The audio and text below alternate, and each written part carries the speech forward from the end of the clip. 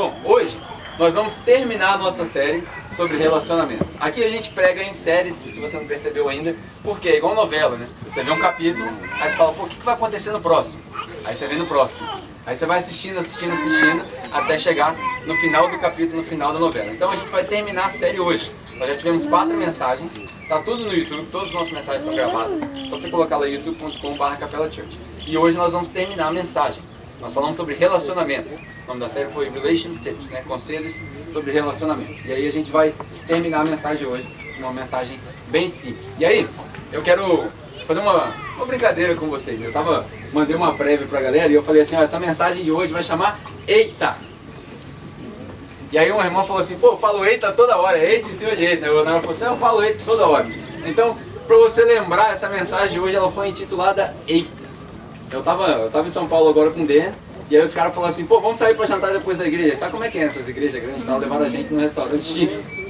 O nome do restaurante era Barbacoa, nunca comi um churrasco tão gostoso. Na hora que eu entrei no restaurante eu falei assim, eita. Hoje eu vou comer para 2 dias aqui, mano.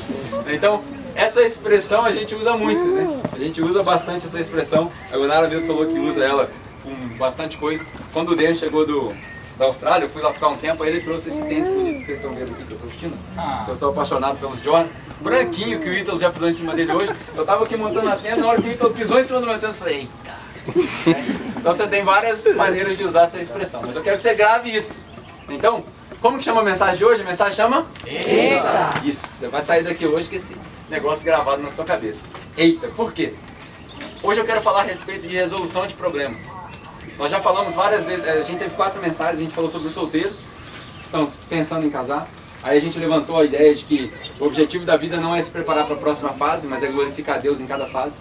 Então se você está solteiro, você glorifica a Deus sendo solteiro. Se você está casado, você glorifica a Deus sendo casado. Se você está divorciado, você glorifica a Deus sendo divorciado. Porque talvez as circunstâncias do seu divórcio tenham levado a uma situação fora de controle. A gente tem várias pessoas que passaram por isso. Não é só porque o seu casamento acabou que o seu relacionamento com Cristo acabou.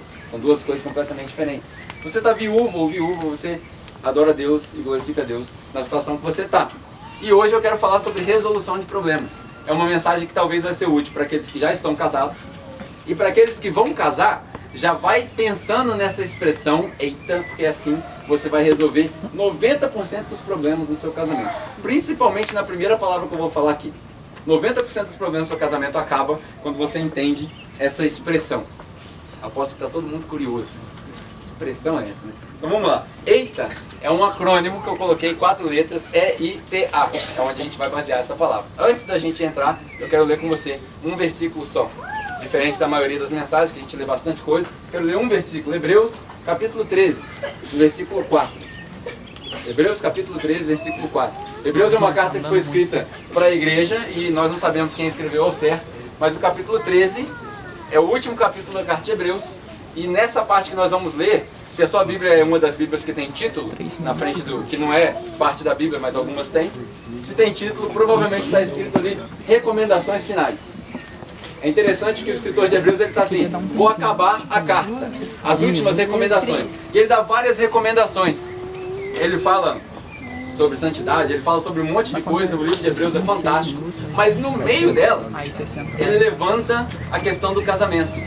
E ele trata com suma importância a questão do casamento. Hebreus capítulo 4, a primeira parte do versículo fala o seguinte, o casamento deve ser honrado. O casamento deve ser honrado por quem? Por todos. O casamento deve ser honrado por todos. E o leito conjugal conservado o quê? Puro. Vamos lá de novo, a galera está meio dormindo. O casamento deve ser honrado. Por quem? Por todos. E o leito deve ser mantido puro.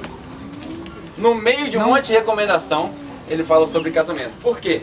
O escritor aqui provavelmente já entendia uma verdade que a gente transformou em ditado na nossa sociedade. Família forte, igreja forte. Família fraca, igreja fraca. A prioridade é a família. E como que a gente honra o casamento? Porque ali está escrito assim, o casamento deve ser honrado por todos.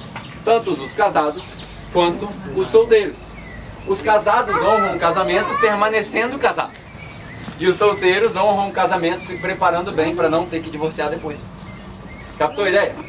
Os casados, eles mantêm o casamento honrado quando eles lutam, batalham, persistem, oram para se manterem casados.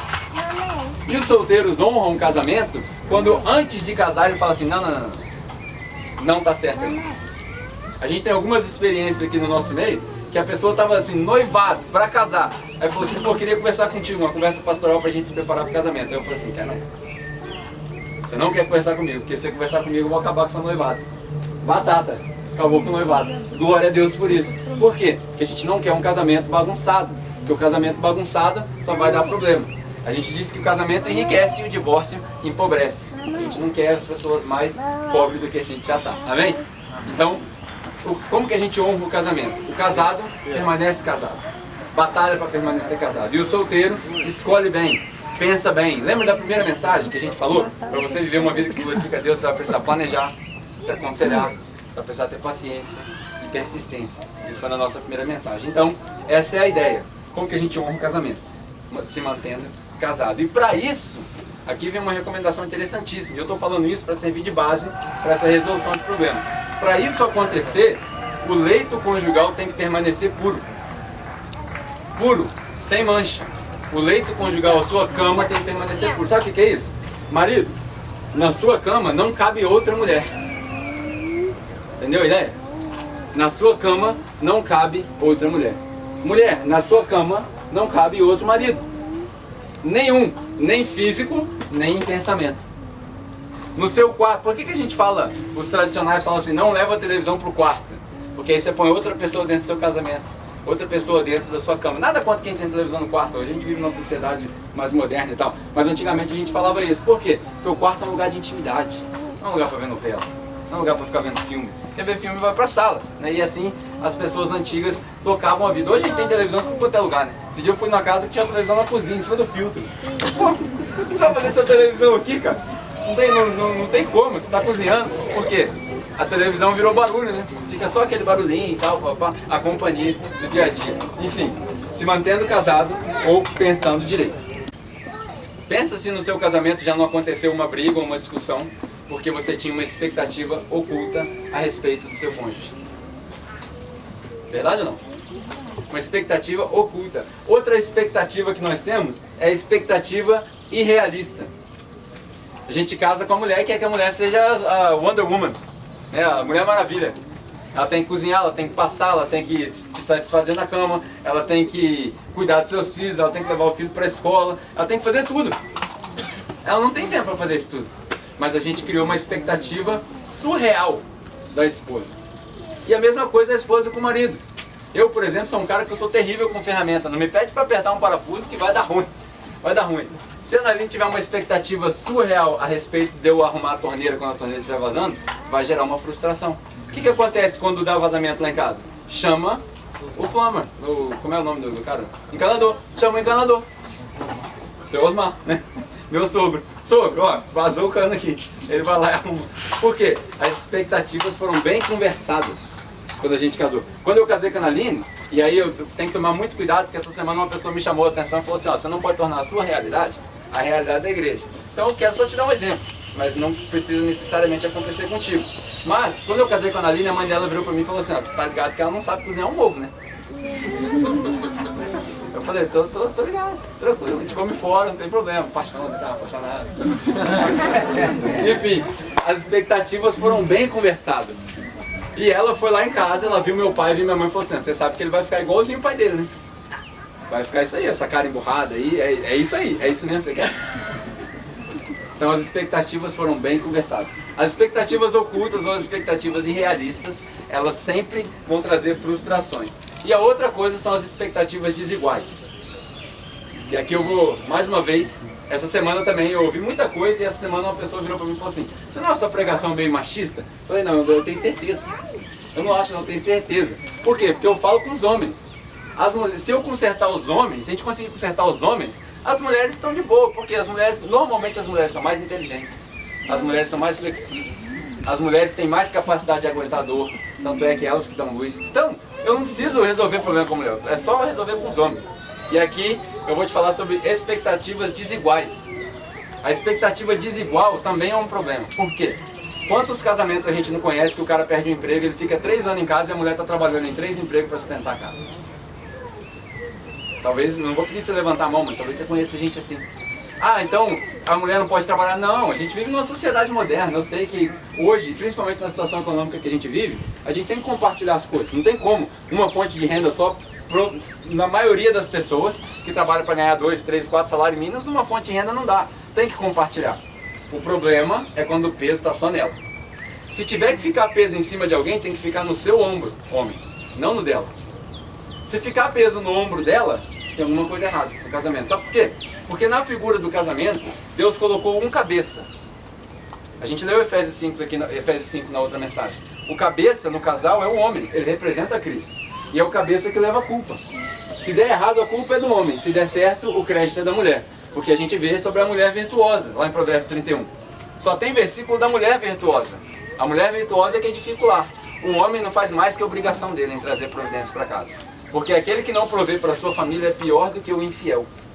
É assim que a palavra diz. Então, a conversa é com os homens. Expectativas desiguais. Se a sua esposa está carregando uma expectativa de trazer a provisão de casa enquanto você está sentado, tem alguma coisa errada. Ah, mas não tem emprego. Cara, tem um monte de gente que joga bolinha ali, faz malabarismo, não é tão difícil assim. E os caras ganham pelo menos o sustento do dia. Ah, mas eu não sei fazer malabarismo. Vou te dar uma dica, eu já falei isso para várias pessoas. Você pode comprar doce em atacado, ir lá no Shopping 33, você paga R$1 no brigadeiro e vende por 3. Você faz R$2 de lucro. Tem mais de 150 salas lá. Dá para você ganhar uma grana. Dá para você fazer mais de R$3.000 no mês. Então não tem desculpa. Falar, a situação econômica do Brasil está ruim, não tem emprego. Você não precisa de emprego. Você precisa de trabalho. São duas coisas diferentes. Então, expectativas desiguais, expectativas surreais e expectativas ocultas. Essa é a primeira palavra. Do eita, você vai lembrar disso. Expectativas. A segunda coisa é a ignorância. No casamento, ignorância é um problema. Ignorância nos dois sentidos. Tanto da ignorância do cara ser grosso, ou da mulher ser grossa, não ter conversa, quanto da ignorância de não saber das coisas. Por exemplo, para quem tem filhos, isso aqui vale muito. Quem vai levar as crianças na escola? Se você não acertar quem vai levar as crianças na escola, sabe o que vai acontecer com seus filhos? Vão perder aula. Porque uma hora na correria, um sai para trabalhar, o outro sai para trabalhar, ninguém comunicou nada. E aí eles vão perder a aula. Por quê? Num casamento, a gente peca por excesso quando se trata de comunicação. Comunicação a gente não pode pecar por falta, a gente tem que pecar por excesso. Tem que falar demais. Não é à toa que a mulher fala 6.000 palavras por dia e o homem fala 2. Você tem que compensar. Então quando você chegar em casa, você prepara o ouvido e aí você escuta 1.500 em cada ouvido. Escuta aqui, filtra, tem uma técnica, né? Tem a técnica da audição seletiva. Alguém que já ouviu falar da audição seletiva? Não, você vai ouvindo, quando aquela palavra chama atenção, aí você repete a palavra. Ela acha que você está ouvindo tudo. E aí ela descarregou essa palavra dela. E o que foi importante, pode ter certeza, ela vai repetir. A Nali faz assim comigo, a gente vai conversando e eu vou na audição seletiva, né? Conta, amor, conta, legal, aí eu repito. Bianca, aí eu repito. Aí quando dá no final da conversa, ela fala assim, então vou repetir para sintetizar, para ver se você entendeu mesmo. Ela repete as coisas importantes. A mulher sabe, né? É assim que funciona. Então, mulheres, aprendam que a audição seletiva é o que mais acontece com os homens. Ele tá te ouvindo aqui, ele tá na maior cara de pau aqui, assim, ele tá nem prestando atenção. Isso é natural nosso. A gente não tem capacidade de prestar atenção numa coisa durante muito tempo. São raros os homens que conseguem prestar atenção numa coisa durante muito tempo. É ou não é verdade? A mulher senta aqui, ó, vê a novela inteirinha. Ela tá pensando amanhã, no capítulo de amanhã, ao mesmo tempo ela tá lendo o jornal, ao mesmo tempo ela tá dando atenção pra criança, e aí o negócio tá no forno, tocou o forno, não queimou. Pede pro homem fazer isso pra você ver. Queima, torta, perde a novela, o cara rasga o jornal, não funciona. Então a mulher precisa aprender a ter um pouquinho de paciência com o homem. Por quê? Ignorância. Se você não souber dessas coisas, seu casamento vai dar errado. Vai dar errado. Se as expectativas não forem bem conversadas e a ignorância não for superada, vai dar errado. E aí agora eu vou dar mais uma cutucadinha nos homens. As mulheres, elas são, como a própria palavra diz, o sexo frágil. Sabe o que é frágil? Frágil é o seguinte, se você tocar assim, ó, ele quebra. Frágil significa, não é que ela é mais fraca, na verdade ela é muito mais forte. Já foi aqui o exemplo do parto. Nenhum homem conseguia dar à luz, a dor do parto é um negócio impensável. Mas o sexo frágil significa o seguinte, não é ela que tem que carregar o peso. Então você não pode ser ignorante com ela. Você tem que ser um doce com ela. Semana passada eu falei sobre o preparar, né? Porque assim, num casamento, quem aqui já leu aquele livro que chama Por que os homens fazem sexo e as mulheres fazem amor? Quem já leu esse livro? Então, grande minoria. Você deveria ler esse livro. Hassan tem esse livro ali não? Tem não. Então tem que comprar o livro, tá? Tô botando pressão aí. Por que os homens fazem sexo e as mulheres fazem amor? Isso explica por que o homem é instinto animal e a mulher é a obra-prima. Não é à toa que Deus fez a mulher depois. A mulher saiu perfeita, o homem ainda saiu com uns negocinhos quebrados. A gente precisa entender isso. Nesse livro, ele vai explicar a respeito dessa questão de ignorância. E aí, semana passada, eu falei que o homem, por ele ser o instinto animal, a principal coisa que ele busca no casamento é o quê? Pode falar, gente, todo mundo aqui é adulto. Sexo. Todo mundo aqui veio no mundo da mesma maneira, tá? Ninguém aqui apareceu do nascimento de uma virgem. Todo mundo teve que ter um relacionamento sexual para você poder estar aqui. E o homem é instinto, animal. O que ele procura no casamento, primordialmente, é sexo. Então, se você estiver satisfazendo o cara sexualmente, 90% do seu trabalho está feito. Você já resolveu o problema, porque isso é um homem. E a mulher? A mulher procura o que no casamento? A mulher procura atenção, a mulher procura segurança. Sexo também. Sexo também, não é que a mulher não gosta de sexo, não é isso. Sexo também. Só que o sexo para a mulher é diferente. O sexo para o homem dura 5 minutos. 10 no máximo. Aí sempre tem o valentão que fala assim, o meu dura 1 hora. Né? Sempre tem um mentiroso. Sexo dura 5 minutos. Sempre tem. É o mentiroso lá quem falou. Por quê? Porque pro homem, se você for estudar isso biologicamente, está aqui o Marcelo que não me deixa mentir, o homem, a parte sexual do homem começa quando ele está perto do orgasmo. Então pro homem dura 5 minutos, 10 minutos. O resto que acontece antes é só, como é que fala assim, é para bater cartão o que acontece antes. Pra mulher não. Pra mulher o sexo, pra mulher começa na palavra. Começa de manhã. E aí na mensagem passada eu falei assim, você tem que meio que dar uma manipulada, né? Se você quiser sexo à noite, você tem que começar de manhã, mano. É bom dia, você tá linda. A mulher tá com a cara toda amassada. Bom dia, você tá linda hoje. Hoje você acordou de uma maneira, né? Por quê? Porque você tem que ir preparando ela. Porque quando você chegar em casa, suas necessidades vão ser atendidas. E a dela também. Ela já tá cansada durante a semana. O banheiro tá sujo. O que você faz? Lava o banheiro. Manda ela lavar, né? Aí 2 anos depois seu casamento acabou. Você falou isso que a mulher dele não tá aí hoje. Ah, é verdade. A Camila não tá aí. É isso. A Camila não tá aí. Ela vai assistir online e você vai ver a bronca que você vai arrumar em casa. A Camila é baixinha, mas ela é brava. Enfim, o homem precisa encher o balde da atenção e o balde do poder. Da atenção e da poder. O nosso balde é pequenininho, o do homem. Pequenininho. O homem não precisa conversar. De vez em quando a mulher pergunta assim, amor, o que você tá pensando? Nada. É verdade, ele está pensando em nada. Ele está pensando em nada. O homem tem essa capacidade de ter um espaço raso no cérebro do homem que não foi preenchido. É o espaço do nada. Na hora que ele fala, estou pensando em nada, a mulher fica assim, não é possível. Porque para pensar em nada, você tem que pensar em nada. A mulher pensa assim. O homem não, o homem está só assim, ó, viajando na maneira. Aí depois ele volta. Enfim, expectativa e ignorância são 2 coisas que a gente precisa entender. O casal que não se comunica, se complica. Casal que não se comunica, se complica. Comunicação é a chave. Tem que comunicar. Nossa, eu pensei que era um milkshake que ela estava tomando. Quase que eu peguei a mão dela agora. Eu falei, esse milkshake eu vou dar uma bicada nele. Pensei que era um milkshake. Expectativa e ignorância. Terceira coisa dessa expressão eita, o T, é de transparência. Transparência. Um negócio importantíssimo no casamento é transparência. No casamento não pode haver mentiras. Nenhuma. Sabe aquela mentirinha branca? Aqui chama de mentira branca? Aquela mentira que não faz mal pra ninguém? Em inglês chama white lie, não sei se aqui chama mentira branca. Aquele negocinho tipo assim, o trabalho acabou às 6, aí o cara parou pra tomar uma cervejinha, vai chegar em casa às 8 ao invés de chegar em casa às 7, que é o horário normal. Aí a mulher liga, onde você tá? Pô, tô fazendo hora extra. Pra quê? Isso não é branca, não. Eu não posso falar isso, não, o pessoal vai pegar bom. Mas o cara fala aquela mentirinha assim que não vai machucar ninguém. Já viu isso? No casamento não pode haver isso. O casamento tem que ser transparente. Não é à toa que os 2 se tornam um. A recomendação bíblica é o quê? O homem vai deixar seu pai e sua mãe, se unirá à sua esposa e se tornarão um só. Um só significa que você não tem segredos. Eu até recomendo, e aí é uma recomendação, não é uma ordem, como Paulo fala, né? Assim diz o Senhor, não eu, mas eu creio que eu tenho um pouquinho dessa experiência para passar. Eu até recomendo que você unifique tudo na sua casa. Uma conta, uma toalha, uma escova de dente. Ah, vocês beijam na boca, mano, que isso? É a mesma coisa. Por que eu tô falando isso? Meu avô mora aqui em cima, tem um avô que mora aqui em cima. Uma vez eu fui na casa dele e tinha lá uma escova de dente num copinho e uma dentadura. Isso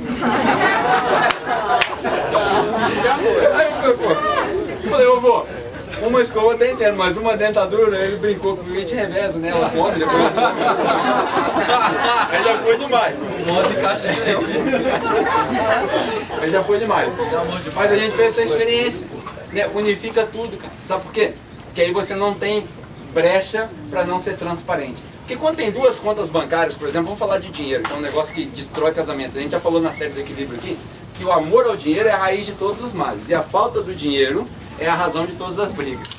Então, vamos falar de dinheiro um pouquinho. No casamento, cara, quando você tem duas contas separadas, você abre brecha para não ser transparente. Eu sei que é difícil, porque você viveu 20 anos, 25 anos, 30 anos antes de casar com a sua própria conta. Aí agora você tem que juntar a conta com outra pessoa. Mas se vocês não juntam a conta, significa que vocês não estão vivendo como um. Porque assim, quando fica ele paga a luz, eu faço a compra, são dois indivíduos separados. E eu não estou falando para você, você tem que fazer, você faz se você quiser, mas é fato. Se a sua responsabilidade no casamento é limitada a X, Y e Z, vocês não estão juntos. Vocês não são um. São dois indivíduos vivendo na mesma casa. E aí, talvez seja drástico para você, faça uma experiência. Crie uma conta e faça uma experiência de 3 meses. Você vai ver como que as coisas mudam. Porque aí vocês vão ter que chegar nas conclusões juntos. Vocês vão ter que tomar decisões juntos. Agora não é mais, o meu dinheiro eu faço o que eu quiser. Agora é o nosso dinheiro e eu faço o que é melhor para nós. E aí vocês vão conversar. Aí vocês vão decidir quanto gasta de comida. Aí o marido vai ter que aprender a abrir mão das coisas, porque o cara gosta só de lasanha, mas a mulher quer fazer uma dieta, vai ter que comer 2 dias de salada. Isso força o casamento. Isso força a atitude do homem a se submeter, porque o homem é o cabeça. Só que o que é o cabeça? O cabeça é aquele que serve. Quando Paulo dá a imagem em Efésios capítulo 5, de Cristo é o cabeça da igreja e o homem é o cabeça do casamento, ele fala assim, eu falo um mistério, na verdade eu estou falando de relacionamento de Cristo com a igreja. E nesse relacionamento o cabeça da igreja morreu por ela. Então enquanto você não morrer no seu casamento, homem, seu casamento não acabou ainda. Ah, mas eu não aguento mais. Não, você não entendeu. Enquanto você não morrer no seu casamento ainda não acabou. Morrer mesmo. Acabar com todos os seus desejos. Porque você não casou para ser feliz. Se esse for o motivo que você casou, desculpa te decepcionar. Mas você não casou para ser feliz. Você casou para fazê-la feliz. Essa é a dinâmica do casamento. E ela não casou para ser feliz. Você não estava esperando o príncipe encantado no cavalo branco. Não. Você casou para fazer ele feliz. Porque o principal exemplo do cristianismo é se submeter. Jesus se submeteu à igreja. Jesus serviu a igreja. Então nós temos que fazer o mesmo. Um servindo ao outro. Como na mensagem passada. Qual que é o exemplo? Sujeição. Sujeitem-se uns aos outros. Efésios capítulo 5, versículo 11. Assim começa a ideia do casamento. Aí depois fala-se da mulher. A mulher honra o marido, como a igreja honrou Cristo. E o marido se sacrifica pela mulher para que ele possa apresentá-la, para que ele possa santificá-la, purificá-la e por aí vai. A gente viu isso na mensagem passada. Então, transparência. Se os dois se tornam um, não pode haver segredos no casamento. Nenhum. Seu celular tem que ter acesso livre. Sua mulher tem que ser sua senha de tudo que você tem. Computador, banco, tudo. Primeira coisa que você faz, tá aqui a Erika e o Renan estão para casar. Acho que o Eric e a Lidiane também estão planejando casar. Eu conversei com os dois já. Eu fiz eles escreverem um contrato. O que eu vou trazer para o casamento e o que eu quero do casamento. Foi ou não foi? E os dois assinarem. Eu falei para eles assim, até caso vocês. Só que é o seguinte, eu não separo dele que eu casei. Porque é igual Deus, não separe o homem que juntou Deus. Então se eu casar, vocês não vão separar não, mano. E se der rolo, você pode escrever. Ele é até mais fortinho que eu. Você vê que se brigar eu e ele, eu vou apanhar. Mas eu tenho uns amigos que são grandes. Eu vou lá, eu desço o cacete, depois eu peço perdão. Não tem separação. Não tem separação. É melhor pedir perdão do que pedir permissão. Eu não caso gente que eu vou separar, cara. Tem que ter certeza absoluta que os caras não vão separar. Lógico que os intempéries da vida trazem situações diferentes. Mas eu fico muito bravo quando o cara fala pra mim, não, eu casei. Imagina o pai da menina. Se eu, que não tenho relacionamento de sangue nenhum, fico bravo, imagina o pai. Você tira a menina da casa, você promete que vai dar todo o conforto, depois você vai embora. Aí eu, na última mensagem, tenho até que pedir desculpa, né? Eu vou aproveitar aqui, já que está online, vou pedir desculpa para os que se ofenderam. Os imbecis que se ofenderam porque são imbecis, perdão. Porque o cara saiu do casamento, abandonou a mulher. Então é um imbecil, mas perdão, porque eu falei a palavra que não era pra falar, não era pra falar dessa maneira. Eu preciso melhorar um pouquinho o jeito que eu me comunico. Então, se você é um imbecil que saiu do seu casamento, perdão por eu ter te chamado de imbecil. Enfim, transparência. E por último, na expressão eita, expectativa, ignorância, transparência. E a última, aquilo que sela o casamento. Aquilo que, se você praticar isso, nada vai ter problema. Tem até um capítulo na Bíblia, 1 Coríntios capítulo 3, que fala a respeito disso. Começa com A, quem sabe? Amor. Amor. O casamento tem que ter amor. Ah, mas isso aí é lógico, isso aí é óbvio. Você casa porque você ama. Não. Na verdade, a maioria das pessoas casa porque está apaixonado. Essa semana soltaram um vídeo no Facebook, eu achei aquilo fantástico. Um psicólogo falando 7 minutos, tá no meu Face se você quiser ver. 7 minutos. Ele explica a diferença entre paixão e amor. E aí ele fala assim, paixão é um sentimento que normalmente dura entre 18 e 24 meses. Pensa se não é verdade. Você começou a namorar, você está apaixonado. Aí você terminou, seu mundo acabou. Mas deu mais 6 meses, passou, normal. A vida continua, segue o baile. É ou não é verdade? Paixão demora 18, 24 meses, no máximo. A paixão é um negócio irracional. Por quê? Paixão é um sentimento que ela libera alguns hormônios. 2 deles são a oxitocina e o cortisol, que são hormônios que fazem você relaxar. Depois de uma sessão boa de sexo, você libera o seu corpo oxitocina. Daí você relaxa. Aquela sensação de ter conseguido alguma coisa, a paixão faz isso com a gente. E aí a gente se ilude. Normalmente as pessoas casam quando estão apaixonadas. Por isso que eu falo, um dos tópicos da conversa, quando eu vou conversar com o pessoal que quer casar, eu falo o seguinte, espera 2 anos. Espera 2 anos. Namora bastante, beija bastante, se amassa bastante, só não tira a roupa. Porque se deitar tem que casar, a gente falou aqui, né? Deitou, casou. Então se deitar, pensa bem antes de deitar. Mas meu conselho para você é, espera 1 ano e meio, 2 anos. Que aí a paixão vai acabar. Aquela euforia, né? Aquele negócio de, eu tenho que ver a pessoa, se eu não ver a pessoa eu morro. Aquela euforia vai acabar. Aquele negócio no telefone, eu te amo mais. Eu te amo mais. Ah, desliga você. Vê se casado faz isso. Hoje em dia o Naline liga pra mim, nem tchau ela dá. Amor é diferente de paixão. A gente precisa aprender isso. Por exemplo, o amor é compromisso. A paixão é consumismo. Amor é compromisso, paixão é consumismo. Amor é interdependência. Que se for extremo, às vezes fica até ruim. Você já viu aquele casal que ficou velhinho, 50 anos de casado, a mulher morreu, 6 meses depois o cara morreu? Acabou a vida do cara. Porque amor é interdependência. Paixão é ultradependência. Se eu não ver essa pessoa, eu morro. Isso aí é perigoso. Você casa com uma pessoa dessa, aí pronto, a pessoa consegue um trabalho que ela tem que trabalhar fora, seu casamento tá aos pedaços. Amor é racional. Paixão é irracional. Quantas coisas a gente não faz quando está apaixonado, que a gente fala assim, pô, se eu pudesse voltar atrás, não tinha feito isso não. Paixão ofusca as falhas. Não, mas ele vai melhorar. Tola. Ele não vai melhorar, só vai piorar. Ele não vai melhorar. Ah, ele vai melhorar isso daí. Ah, o pai é assim, a mãe é assim, você vai em casa e acha que vai ser diferente. Não vai ser diferente. Conselho para as mulheres, olha como é que ele trata a mãe dele. Se ele trata a mãe dele mal, ele vai te tratar mal. Não vai mudar. Chuta o balde e procura outro. Não vai mudar. São raras as exceções. Raros os casos que mudam. Paixão ofusca as falhas. O amor, ele transforma as falhas. O amor fala assim, não, eu já entendi. Esse é o jeito dele. A gente dá uma volta no jeito dele. Ou no jeito dela. Né? Porque também tem mulher chata pra caramba. Então a gente dá um jeito. A gente dá a volta no jeito. Paixão decepciona. O amor encoraja. E aí por último, paixão satisfaz a carne. Amor agrada a Deus. Aí quando a gente olhar pro casamento, como eu falei da última vez, quando a gente olhar pro casamento do cara, vai falar assim, pô, esse casal glorifica a Deus. A vida deles representa Deus. Esse casal me mostra Deus. Aí sim, a gente tem um casamento de sucesso. Então, pra gente fechar hoje, você levar dessa série de relacionamento, o principal, resolução de problema. Pensa nessa expressão. A expressão é? Eita. Pensa nessa expressão. Na hora que der um problema, começou a discussão, você dá aquele passo para trás e fala, eita, peraí. Vou pensar. Expectativas, ignorância, transparência e amor. Se você basear o seu casamento nessas 4 coisas, seu casamento vai ter um leito puro e o seu casamento vai ser honrado. Amém? Show!